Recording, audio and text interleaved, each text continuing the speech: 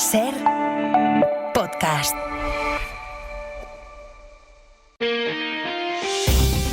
Las 8 de hoy por hoy en Ser Podcast. Hola, muy buenos días. Los servicios de emergencia han recuperado ya los primeros cuerpos sin vida del choque entre un avión de pasajeros y un helicóptero militar que se ha producido esta madrugada en Washington, cerca del aeropuerto Reagan, que está en el centro de la ciudad. En el avión viajaban 64 personas y en el helicóptero 3. Esto que van a escuchar ahora es la secuencia en la torre de control de ese aeropuerto, el de Washington, justo el momento en que alguien comunica que ha visto el resplandor que ha provocado en el cielo de la ciudad el choque entre el avión y el helicóptero. Aquí se hace este pequeño silencio.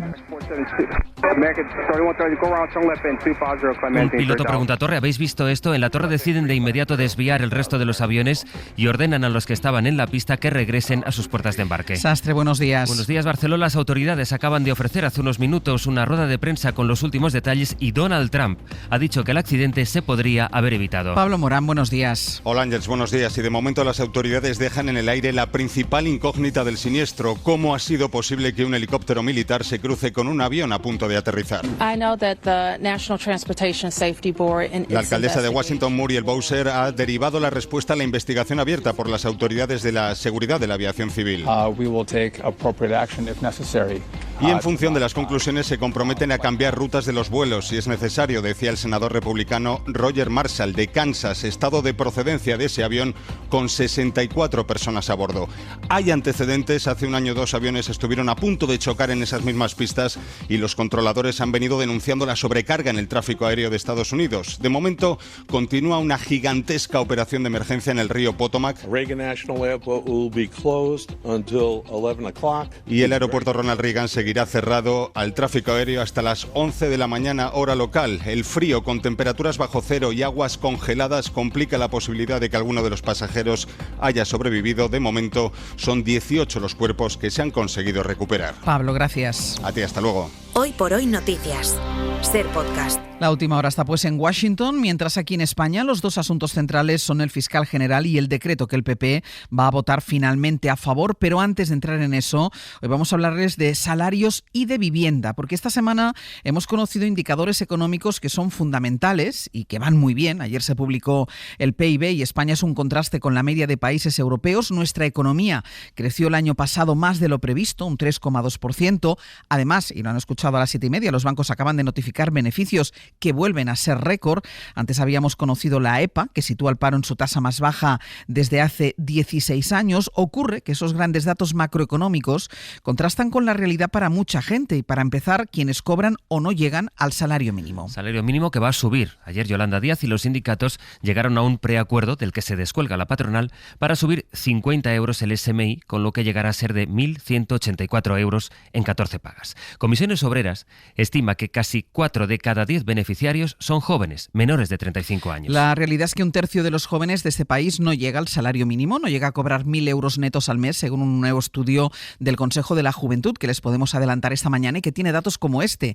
El 40% de los jóvenes no consigue ahorrar ni 100 euros al mes. Mario Lalourido. El 87% de los jóvenes que se emancipa mediante alquiler comparte piso para reducir gastos porque el sueldo no les da. En la mayoría de las ocasiones se van a vivir con 3 o 4 personas. Yo cobro 1.000 euros y 400 ya cada mes se me van al piso. Entonces yo puedo pagar el alquiler, hacer la compra y es que poco más. Prácticamente ningún mes ahorro nada. Lucas Loba representa las precarias condiciones en las que los jóvenes logran emanciparse en España, que son muy pocos. El 35% gana menos de 1.000 euros al mes y 4 de cada 10 no pueden ahorrar ni siquiera 100 euros. Datos que adelanta la cadena SER de un informe del Consejo de la Juventud. Pilar Blasco es su vicepresidenta. Y al no poder ahorrar, no podemos pensar en comprarnos una casa o en desarrollar nuestro proyecto de vida. De media destinan 466 euros al pago de la vivienda. Para casi la mitad supone el 40% del salario. Un tercio necesita ayuda familiar y el 50% tiene problemas con sus caseros por no arreglar los desperfectos. Ayer precisamente el Constitucional respaldó buena parte de la ley de vivienda. Avala de hecho el punto clave, o sea que se puedan crear zonas tensionadas en las que se regule el precio del alquiler. Una medida que no considera ni razonable ni tampoco desproporcionada. Es el PP quien había presentado recurso contra esta norma. El tribunal lo estima en parte, pero avala el grueso de la ley. Las dificultades para acceder a una vivienda o la precariedad en muchos salarios contrasta con esos buenos datos de los que les hablaba, tanto la EPA como el PIB, cuyo crecimiento se explica especialmente en dos razones: el turismo y la inmigración. Es importante incidir en eso, en el peso que tienen las personas migrantes en los resultados de nuestra economía. Javier Ruiz. Sí, la inmigración es una de las claves que explica el desarrollo español, lo midamos como lo midamos: crecimiento, empleo o ingresos públicos. Por mucho que insista en discursos públicos la propaganda... Estamos aquí para decir más muros y menos moros de esos que no respetan nada. Un 13% de nuestra mano de obra es inmigrante y su aportación explica casi la mitad del crecimiento económico desde el COVID, casi el 50%. En términos de crecimiento, el milagro español no existe sin inmigrantes. En términos de empleo, frente a esa frase de nos roban el trabajo, la verdad es que hay sectores que colapsarían sin inmigrantes. En la agricultura, en el último año, casi la mitad de los contratos de peón agrícola son de extranjeros. En la construcción, 1 de cada 3 albañiles es extranjero y son ellos quienes sirven y quienes limpian. 1 de cada 5 camareros es extranjero y en cocina 1 de cada 3, según datos de trabajo. No roban el empleo, explica el catedrático Josep Oliver. No solamente no está, robando empleo a los nativos en España, sino que está llenando esos agujeros que nuestra natalidad no ha llenado. Suman en crecimiento, suman en empleo y suman en impuestos. Incluso los inmigrantes ilegales compran en tiendas, pagan el IVA cuando compran. Su contribución a la recaudación, por cierto que se traduce en servicios para los españoles, el aumento de la recaudación solo se explica con inmigrantes. La propaganda puede decir lo que quiera. Los números son aplastantes, la inmigración es positiva en términos económicos y explica nuestro nivel de vida. Esto es lo que dicen los datos, pero... We have 30,000 beds in Guantánamo. Donald Trump basó buena parte de su campaña en señalar a los inmigrantes y en eso se está empleando en sus primeros días en la Casa Blanca. En redadas, en deportaciones y ahora con este anuncio de acondicionar la base naval de Guantánamo en Cuba para enviar allí a 30.000 personas migrantes. Dice que enviaría allí a los peores militares que hay. El presidente de Cuba, Díaz-Canel, ha dicho que es un acto de brutalidad enviar a los migrantes a cárceles de tortura y de detención ilegal. Y también ha sido la inmigración la que ha puesto de acuerdo al gran partido conservador de Alemania y a la extrema derecha a menos de un mes para las elecciones en ese país. La CDU mantiene el cordón sanitario contra los ultras de Alternativa por Alemania, que van segundos en las encuestas, pero ayer votaron juntos una moción que plantea limitar el derecho de asilo. Berlín, Carmen Viñas. El mismo día en el que el Parlamento alemán conmemora la liberación del campo de Auschwitz, se logra por primera vez una mayoría parlamentaria gracias a la ultraderecha. Los conservadores presentaban una moción para endurecer la política migratoria con propuestas legalmente controvertidas, que aunque no vinculante, fue aprobada gracias al respaldo del partido ultra Alternativa por Alemania. Socialdemócratas, verdes y la izquierda han criticado el giro político de los conservadores.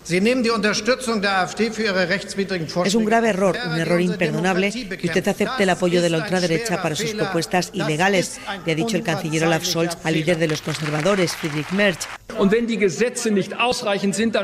Merz le ha respondido que hace lo correcto tras los últimos ataques con cuchillo ocurridos en Alemania y por la inacción del gobierno.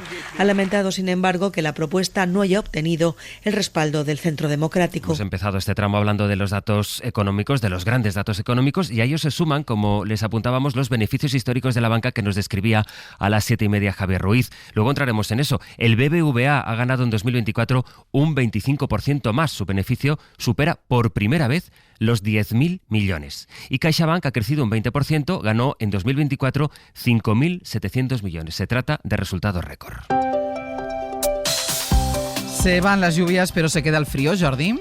El sol va a lucir gran parte de la jornada en la mayor parte del país, con algunos chubascos en Baleares y con temperaturas parecidas a los últimos días, pero como se va a reforzar transitoriamente el viento del norte, se mantendrá esta sensación de frío. Y una excepción a esta situación, todavía continúa y continuará el temporal duro en el Cantábrico, desde el norte de Galicia hasta el País Vasco, olas que podrán aproximarse a los 10 metros, con viento fuerte y chubascos, nieve a partir de los 800 metros, que a medida que avance la tarde también afectará al Pirineo de Navarra y Huesca. Hoy por hoy noticias. Ser Podcast. Hoy entra en vigor el decreto con las medidas sociales que el BOE publicó ayer, así que desde hoy ya vuelven a estar vigentes las ayudas al transporte público. Es el decreto que el Gobierno acordó con Junts a última hora y al que el PP al final y tras su debate interno va a votar a favor. Lo anunció en redes sociales y eso que el decreto mantiene la medida en la que el PP justificó su rechazo por primera vez, la cesión al PNV del palacete de París, que era suyo, pero que les quitó la Gestapo para dárselo a Franco. David Junquera, buenos días. Buenos días, Ángels. La negativa de la que tanto presumió el PP mutó por obra y gracia de tuit y claro, el cambio de tercio es tan acusado que Génova está sudando para justificarlo. La teoría es que el no sirvió para retratar a un Sánchez débil y plegado a Junts y el sí servirá para evitar que el presidente pueda usar a los pensionistas como escudo ante Feijóo, aunque cada uno lo ve como quiere. Mientras el puente de mando se quemaba las pestañas leyendo el decreto, varios varones hicieron llegar sus discretas presiones. Vamos a regalarle al PSOE el argumento de que estamos contra los mayores y eso no puede ser. No podemos estar fuera de la subida de las pensiones. Con los pensionistas no se juega. Es lo que defendieron fuentes de varias presidencias regionales. Al final Génova, que pensaba más en el no y la abstención, votará sí y una gran mayoría de los dirigentes que hemos consultado lo aplaude, aunque también hay voces que resaltan que no toda la dirección está convencida y que ahora Vox puede aprovechar la coyuntura.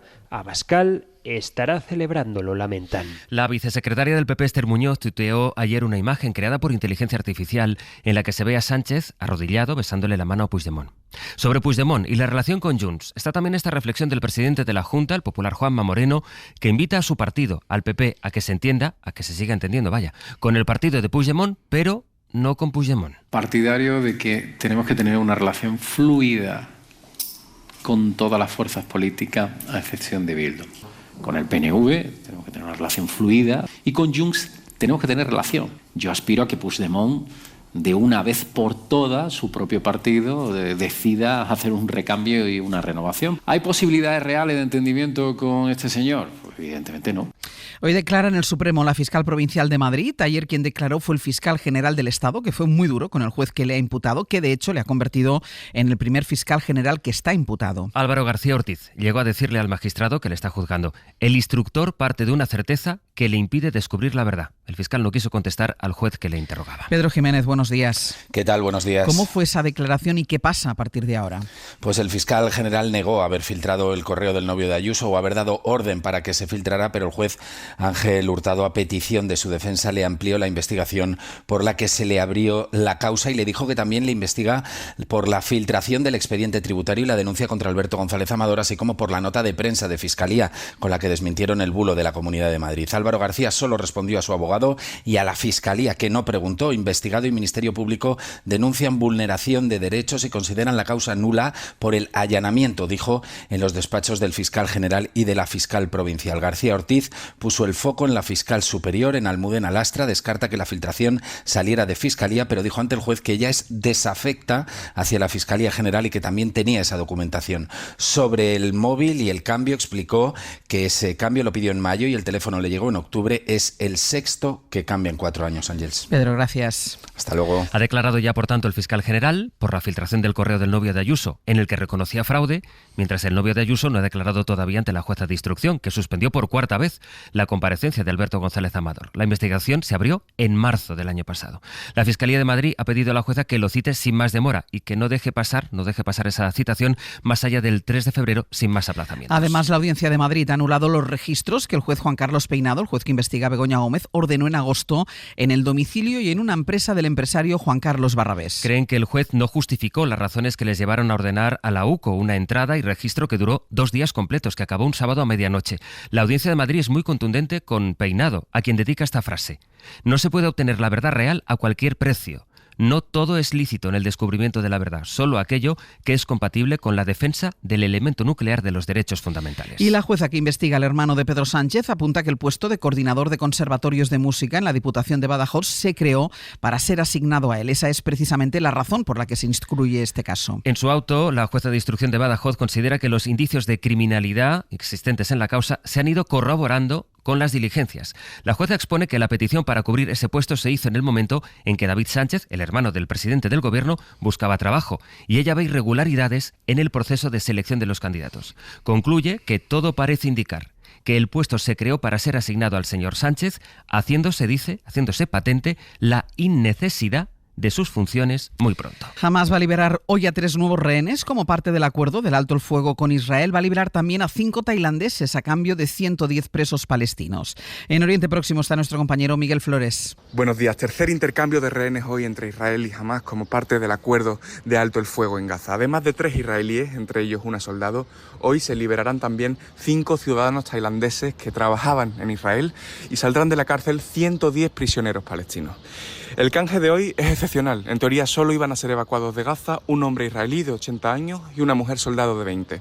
Pero hace unas horas se anunció también la salida de Arbel Yehud, una civil que debía haber visto la luz el fin de semana pasado, pero que jamás no incluyó finalmente en la lista. En respuesta, Israel mantuvo entonces sus tropas durante una jornada entera en el corredor de Netzarim, en el centro de la franja, impidiendo así regresar al norte de Gaza a decenas de miles de palestinos. Aunque en Gaza el alto el fuego aguanta, esta noche un misil ha matado a 10 personas en Tubas, un pueblo de Cisjordania, al sur de Jenin, donde el ejército israelí lanzó hace 10 días una ofensiva que se ha extendido ya al campo de refugiados de Tulkarem también. Aquí en España, el patronato del CENIO cesó ayer a su directora durante la última década y media, María Blasco. Javier Ruiz Martínez. El bioquímico Fernando Peláez es el nuevo director interino del Centro Nacional de Investigaciones Oncológicas. Hace unos meses charlábamos con él, elaborando una información sobre el cáncer en el siglo XXI. Esta es su voz. Algunas de esas mutaciones aceleran ese proceso y llega un momento incluso que algunas veces... Será el responsable temporal del mayor centro de investigación del cáncer en España. Su labor será empezar a recuperar la confianza perdida por patronos, administraciones y donantes, pero el director o directora titular no llegará hasta más adelante, porque el patronato ha anunciado también que habrá un concurso de méritos internacional para nombrarlo. Peláez era ya jefe de equipo en el CENIO, sus compañeros le ven como una especie de neutral para esta especie de transición que se abre ahora con la salida de María Blasco, que cae, dicen, por su mala gestión económica, sí, pero sobre todo por los episodios de acoso que han ido contando distintos trabajadores. Y en 10 minutos el abierto. Berna González Harbour, Víctor Lapuente y Carlos Sánchez. Para no perderte ningún episodio, síguenos en la aplicación o la web de la SER, Podium Podcast o tu plataforma de audio favorita.